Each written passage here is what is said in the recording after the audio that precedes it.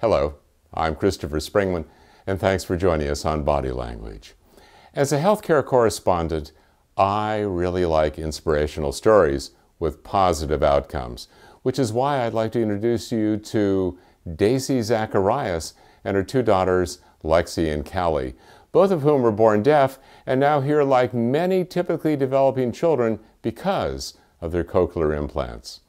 Let's first look at a clip from their original video for Cochlear. Then we'll update their story, which has touched the lives of thousands of people. When you first have a child, especially your firstborn, you kind of want to have that baby bliss. I remember when Callie would wake up in the night and I would go into her room and she'd be crying like any baby does, and I would pick her up, and I remember sometimes being very challenged to sing to her because I was going through all of these emotions that, well, she can't hear me anyway, so what's the point? And I just remember that sense of loss of how am I gonna make this baby feel love when she can't hear me. Dacy, thanks for joining us. The success of your daughter's cochlear implants has inspired others with hearing issues to seek you out, including an amazing mom you met at your daughter's gymnastics class. Please tell us about that. It was incredible. She saw my two daughters at gymnastics and interacting with their coaches and their friends, and she asked me, what is that on their ears? Are those hearing aids?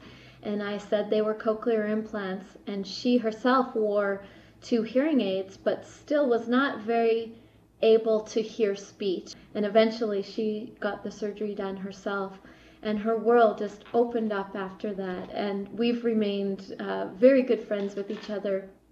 And she's now able to hear her young daughter's cries from her crib, and she's able to hear her 3 daughters' laughter, and she's able to hear their dance recitals and the music that plays at their sports and at figure skating and at dance. And speaking of sports, Dacy, I understand that Callie and Lexi can now hear underwater while they're swimming.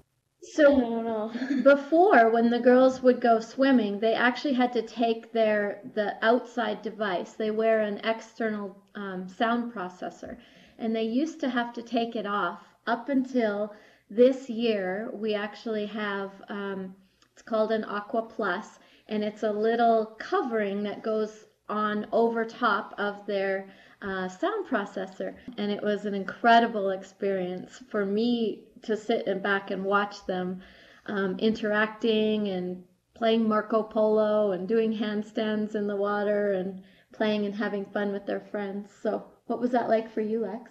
It was really good because I got to hear what sometimes splashing and stuff, and it's like it's good to hear what you can hear underwater, like fish sound. Like fish sound? Yeah. Thanks, everyone. And you can see the entire original interview with Dacy, Callie, and Lexi at www.cochlear.com/US. I'm Christopher Springman, and this is Body Language. Thanks for watching.